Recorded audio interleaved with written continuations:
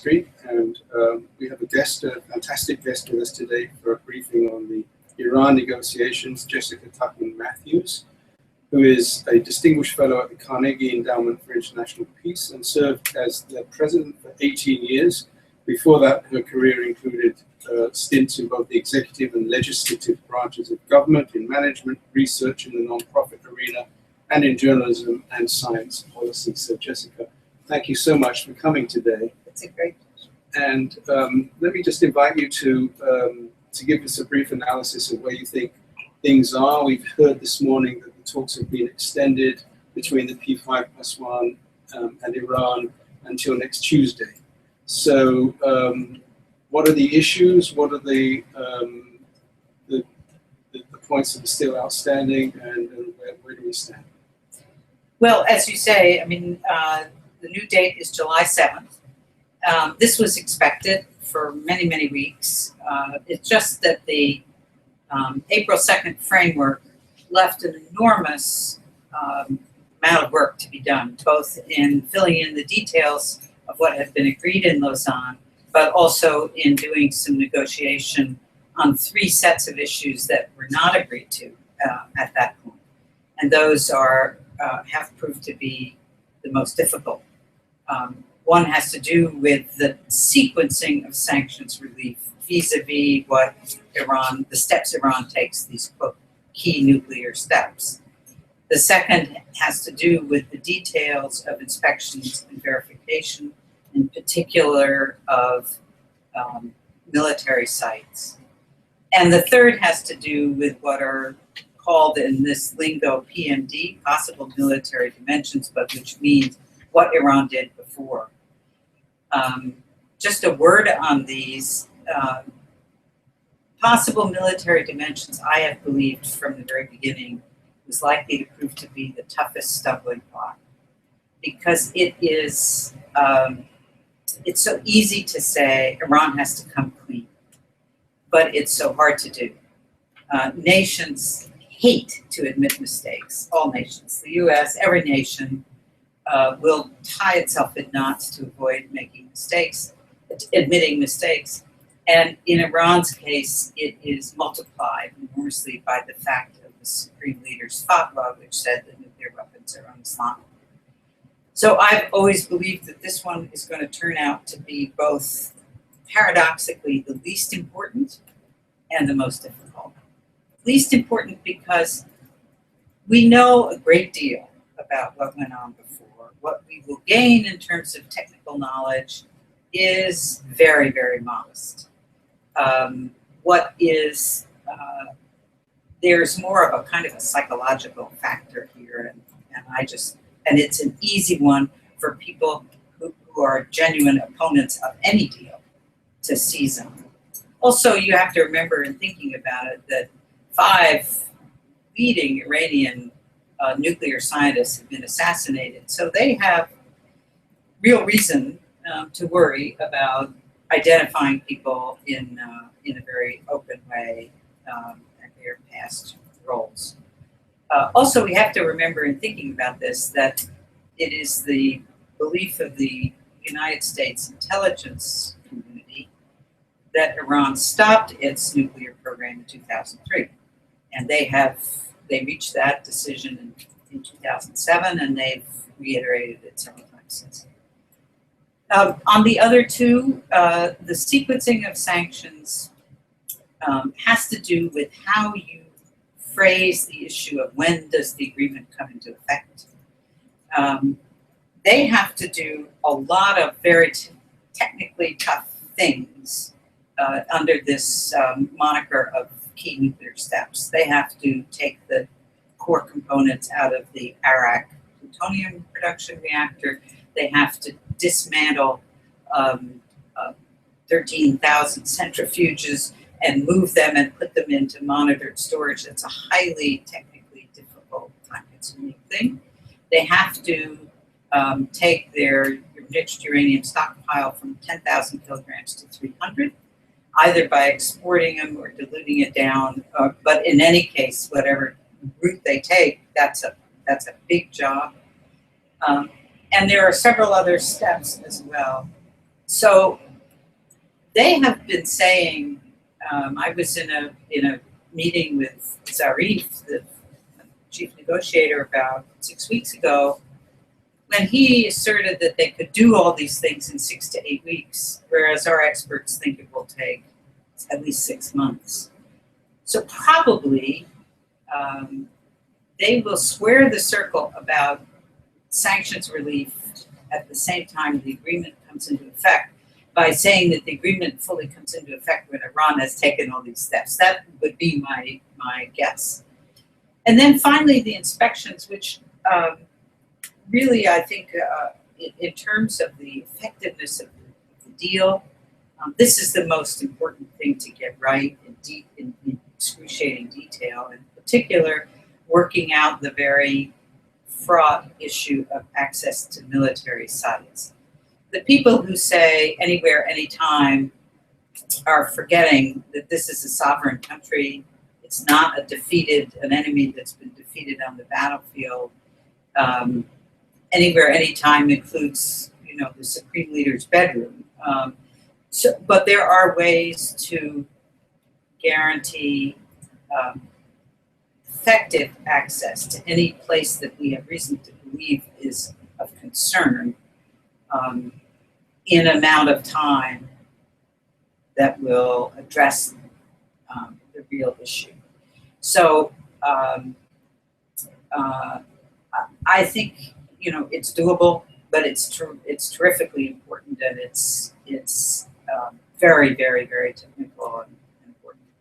What I hear today from the negotiations with people around the fringes is that the toughest issue has to do with relief of the UN sanctions and getting the resolution for relief of them done correctly.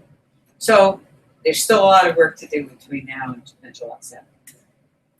Okay. If anyone wants to ask a question, you can email us at info@jstreet.org, or you can send it by Twitter, and that is @jstreet.org, and the dot is spelled out DOT.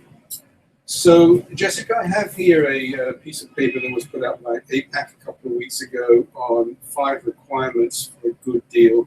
And if I may, sure. Maybe we can go through. You have it. I brought it as well. Yeah. The points that they make and get your response to each one. Okay, so the first one has to do with this question of the details around inspections and verification, and actually specifically what I just mentioned, this phrase, anywhere, anytime. What we have to assure ourselves of is that we can get timely access and access to any site that we have reason to believe is of concern. We have to remember, first of all, that our capability to know what's going on has improved enormously over the years.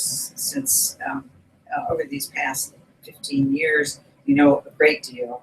We will know a great deal more when we're there on the ground.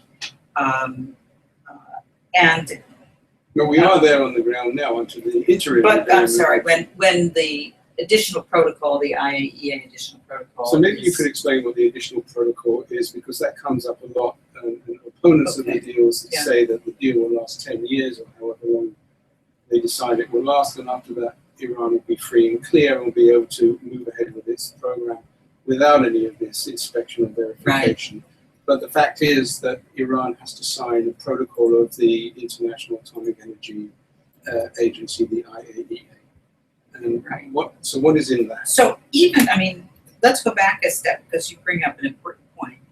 I think one of the most unfortunate aspects of Netanyahu's speech to Congress was exactly this implication that somehow on the day after the 10 years, Iran is free and clear to do whatever it wants. It isn't, because it's a member of the Non-Proliferation Treaty, which gives it a permanent, imposes on it a permanent ban on nuclear weapons. And incidentally, Israel, which is a nuclear state, is not a member of the Non-Proliferation Treaty. That's right. So the IAEA has a whole elaborate safeguards inspection operation. But after the Iraq experience, the international community recognized that the safeguards that had been in place were not adequate, and they developed something called the additional protocol, which is negotiated with each individual country, and which imposes much more elaborate and tougher inspections requirements on. In some cases, inspections with only 2 hours' notice. That's correct, and Iran has previously always absolutely refused to sign an additional protocol, to negotiate and sign one. So one of the great significant achievements of these negotiations has been that agreement. The additional protocols do impose, I wouldn't say perfect or watertight, but very, very tough inspections requirements. The other thing that's not widely understood about this deal that's important is something that's brand new, never been done before, and that is to impose inspections on the whole supply chain of nuclear energy. So there will now be inspections of uranium mines, of the mills where the ore is first processed, of the factories that manufacture centrifuge rotors, et cetera, et cetera, et cetera. And what this allows you to do is arithmetic, in effect. It allows you to say, we know how much uranium they mined, we know how much they milled, et cetera. So if we're not seeing that much coming out of the declared facilities, that would suggest to us that there is a covert facility. And alternatively, if the amount that's coming out equals the amount that's going in, that gives us very strong reassurance that there isn't a covert parallel supply chain going on. This is really one of the underappreciated achievements of this negotiation so far. Also, they've set up a so-called channel through which Iran has to do all of its imports. And what that means is that if any sensitive material is found to come outside that channel, it is ipso facto a violation of the agreement. And that's important because in the past, there are many dual-use items that have both a peaceful purpose and a weapons-related purpose. And in the past, and not just with Iran, but other countries as well, there has always been an enormous debate. You may remember the so-called centrifuge tubes before the Iraq invasion. This was another one of those. About what is that material for? And the country that's importing says, oh, it's for peaceful purposes. And we say, well, we don't think so. And it forces countries to judge intent. And they hate to judge intent because it's so hard to do and it's so subjective. So this channel both makes intelligence monitoring very much easier, and it also takes away the subjective judgment. It forces Iran to do all of its imports in this channel.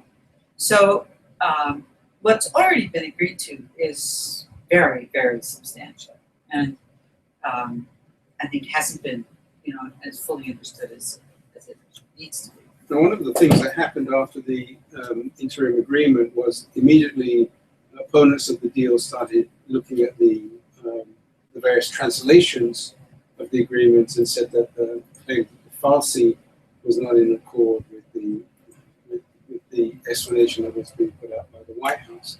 This agreement would have one definitive language, right, which would be English, right?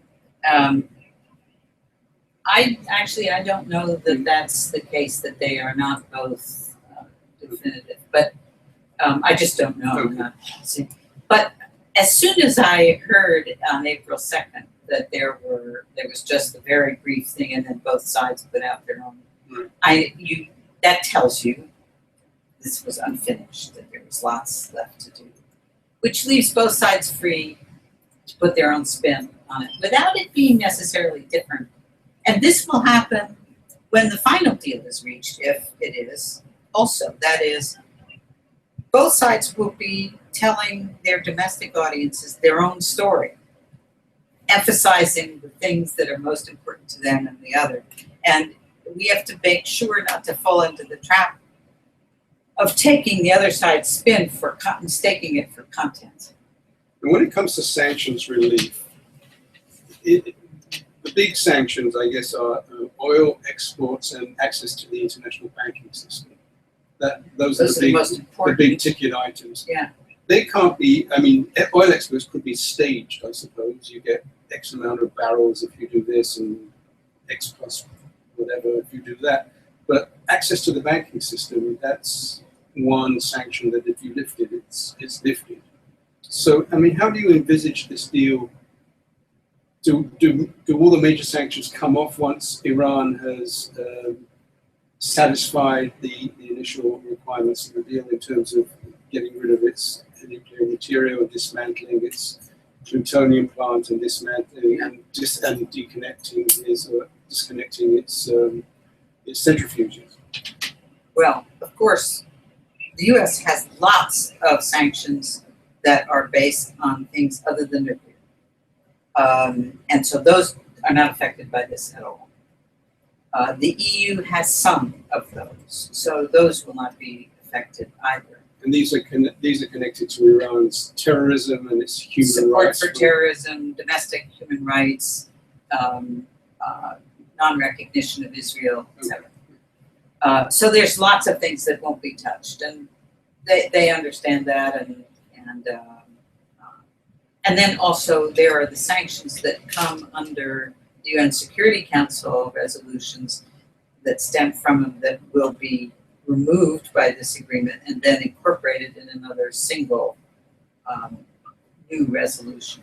Which would include a snapback provision. Right, and the snapback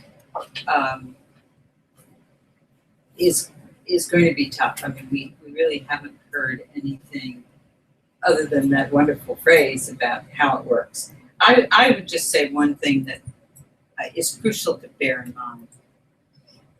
Everything that happens, whether it is in the deal or if the deal fails and what the U.S. and others will want to try to do in its absence, will depend on the world's judgment of who's at fault. If the world thinks that Iran was at fault, that it turned down a good deal, there will be support for continuing international sanctions. If, on the other hand, the world feels that the U.S. walked away from a good deal, support for those sanctions will erode rather quickly. There are already any number of countries that are complying unhappily, and that so it would be impossible for us just to change our mind, say this just isn't good enough, and walk away and expect that the world will follow. That won't happen. But one of the most noteworthy things that keeps being forgotten here in our domestic debate, two things really. One is this is not a bilateral agreement. We are not free to simply say we don't like it, goodbye, without major international repercussions. And the other thing is to appreciate the really rather extraordinary achievement of keeping these 6 countries, P5+1, together through this long, difficult operation at a time when U.S. relations with Russia are just as terrible, almost as they've ever been, where our relations with China are very strained. This has been really quite an achievement.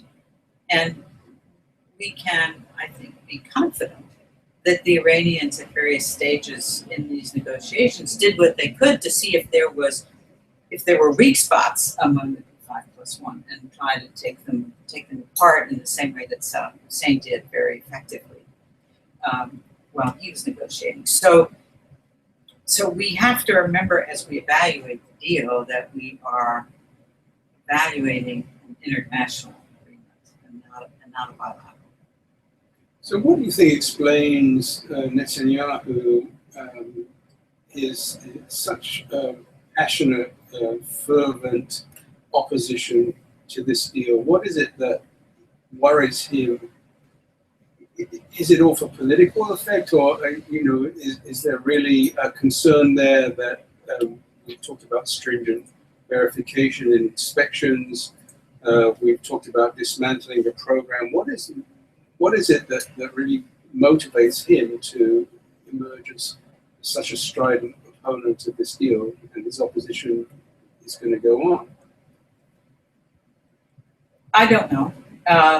And I would hesitate to get into any kind of psychological interpretation.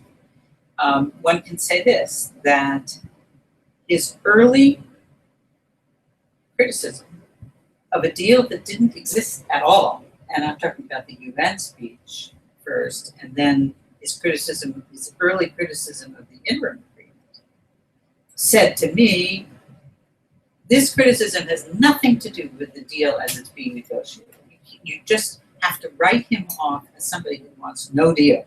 So because the nature of the Iranian regime, it wasn't that long ago that Israel and Iran were rather good diplomatic partners. So this is not some ancient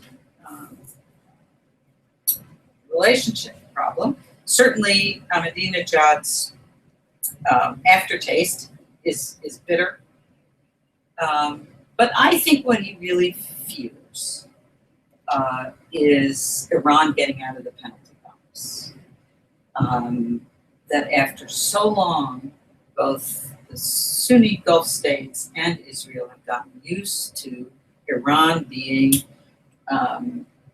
clamped down under both a frozen relationship with the US and these sanctions.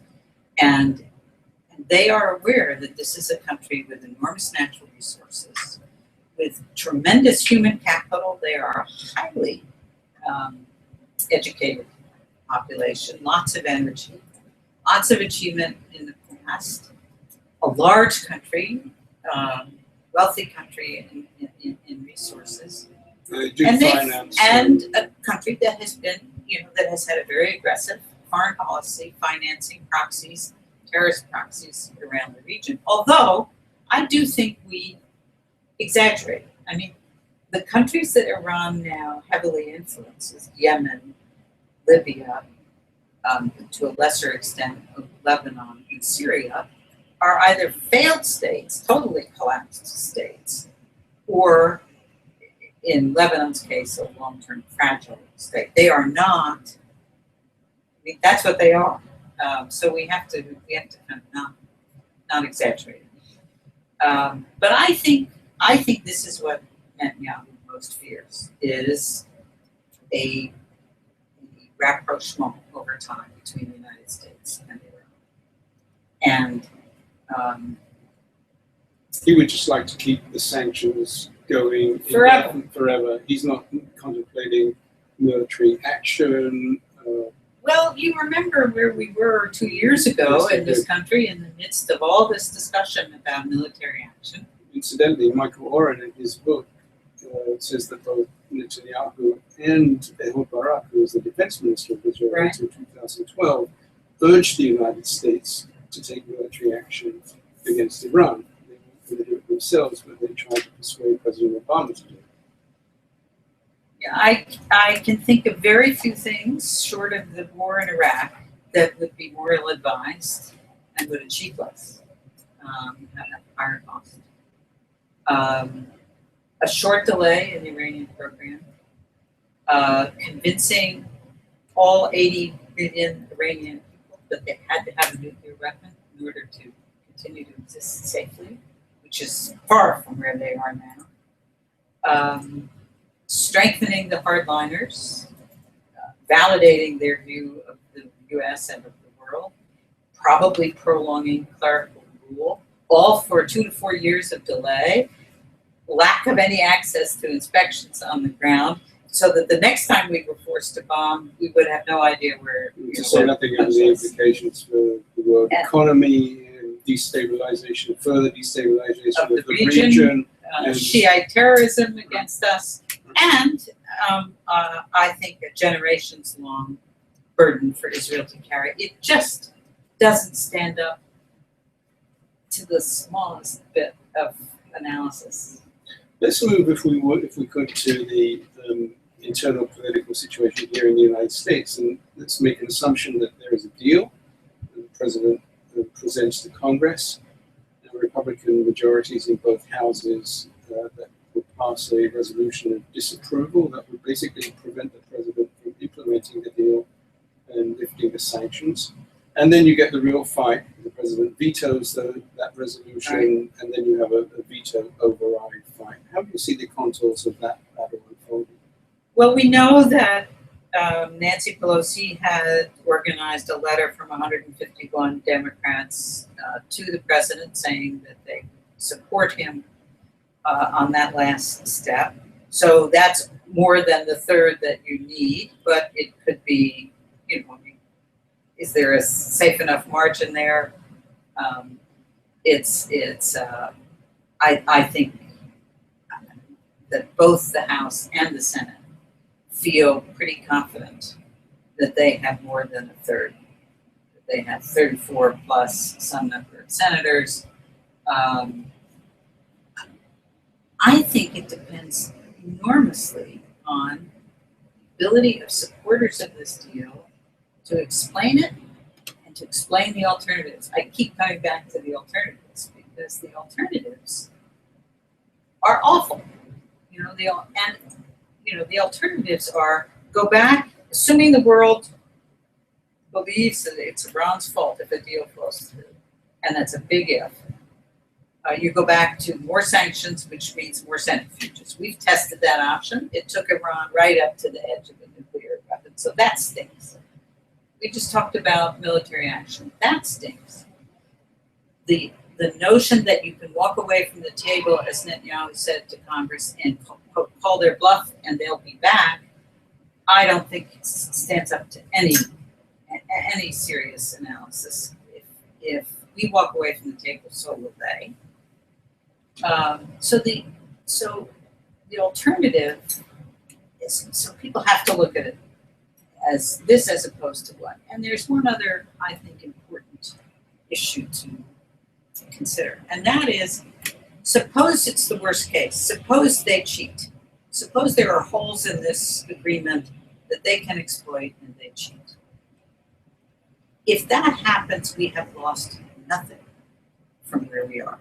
Indeed, we have gained, because for whatever period of time that we have the additional protocol in effect, we have inspections all over the place, we have all kinds of additional inspections that we don't have now on the ground. We will be learning things every day.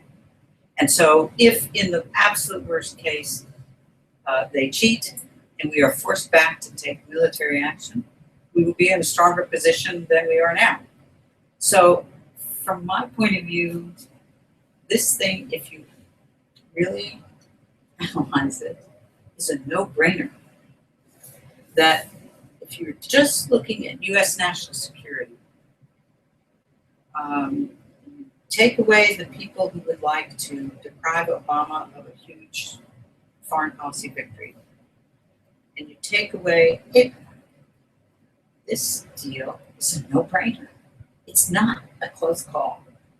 And so we'll see whether that argument, if that understanding. Is that veto override vote the end of it, or could they keep coming back with chipping away at the edges the way they tried to do with, say, Obamacare? Yeah.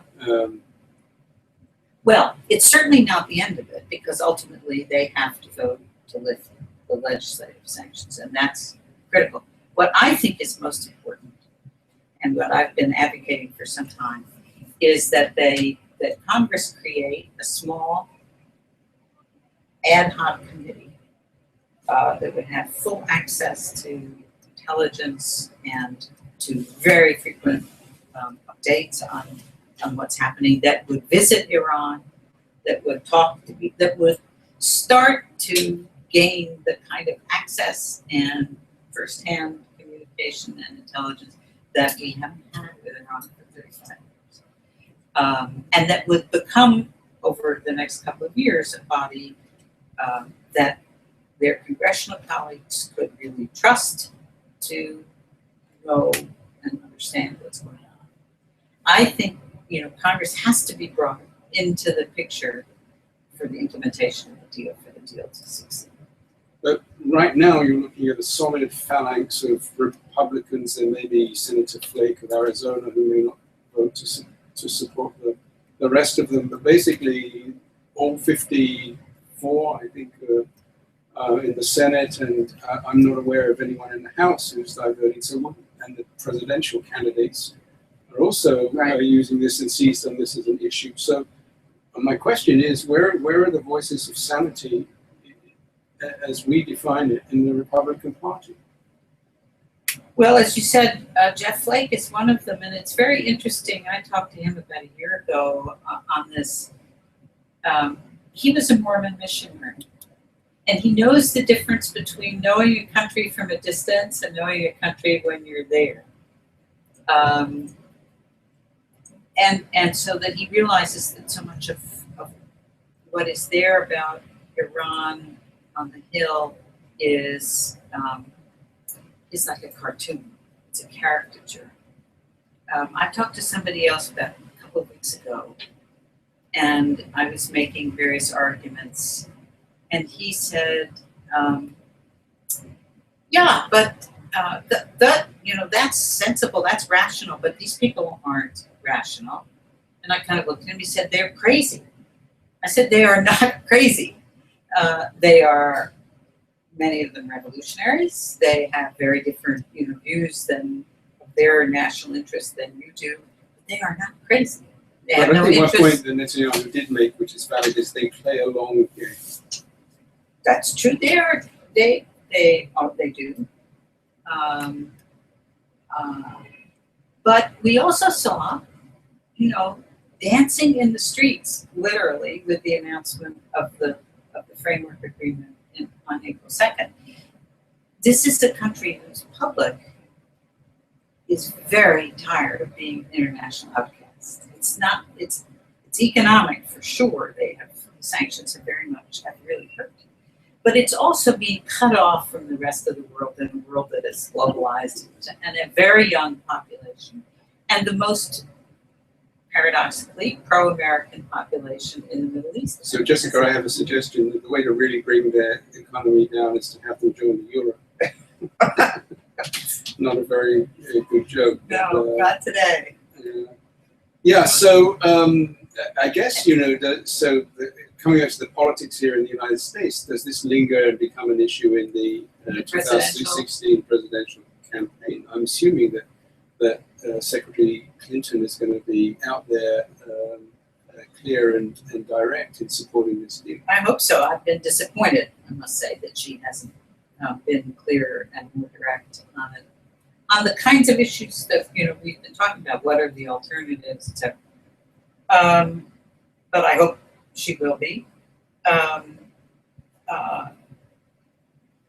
think the American people, and this is another point that has to be brought out, this will be, if it happens, the first serious national security threat in decades that we have addressed through diplomacy rather than force. And that's a big, important step. And I think the American people will, not overnight, but over time, appreciate that. And once the Republican Party doesn't have Obama to kick around anymore, to deprive of a legacy, there may be, more. I am sure that there are others besides Flake who ultimately see that an agreement is very much in the U.S. national interest. But what we know about them is they have extraordinary party loyalty in a situation where the party has decided this is something they want to go to ground on. So I don't think it will be soon. And what about the US-Israel relationship, which has been very troubled for some time? And again, as Ambassador Warren points out in this book, it's probably at one of its lowest points, lowest ebbs in decades. How does that spill over into perhaps moves at the UN, spearheaded by France, to try and force the Israelis and the Palestinians back to the negotiating table, and resolution that the United States may not veto? Most of what troubles the US-Israeli relationship has nothing to do with Iran and this issue. And I think most Americans, the vast majority, including the vast majority of Republicans, do not believe that that a good way for either the US or Israel to deal with this problem ab initio is by military attack. So I think most Americans are agreed that Netanyahu, if that is in fact his view, is just wrong on this. But the other issues, the settlements policy, and the question of whether the window is about to close forever on a two-state solution, those remain. And those will continue to create deep friction in the relationship. And, I think what was partly so troubling about Oren's book is that it never seemed to have crossed his mind that the problems American Jews might have with Israel is Israel's policies, particular policies, not fear of anti-Semitism. So just to conclude, the negotiations have been extended until July 7th. Is this the final deadline, or could we go even beyond that? We could go beyond it. The 7th comes because July 9th is the 10th is the last day that the administration under the Corker legislation can get the deal to Congress when they have only 30 days to consider it rather than 60. And they would prefer, all things being equal, to have less time rather than more time. Less time for this to get into the Republican presidential primaries, where there is nothing holding back people from saying the most outrageous things that just bear, no kind of pushback at all, because they would be throwing red meat too. And that starts in August in earnest in the Iowa straw poll and stuff. So there's a strong reason to get it done by then. And one thing that Ambassador Zarif really knows is U.S. domestic politics, because of all the time he spent in this country. So he, I think, appreciates that. So I would expect that they will do everything, both sides, that they can to get it done by then. But it is more important to get it done right than to get it done by any particular deadline. So long as the interim deal is in effect, we're not hurting by the negotiations continuing to stretch out. Well, Jessica, thank you so much for coming and sharing your expertise with us. And we will have another call actually next Tuesday on the day of the deadline. We'll be bringing another expert. And so our aim is to keep everyone informed and educated. This is going to be a big battle for J Street. We are going to do whatever we can to make sure that the president has political backing and that the country understands that the majority of American Jews support this deal, as was clearly shown in our poll. There are more details about that on our website, jstreet.org. And in the meantime, let me wish everyone a very happy 4th of July, and we will reconvene next week. Thank you so much.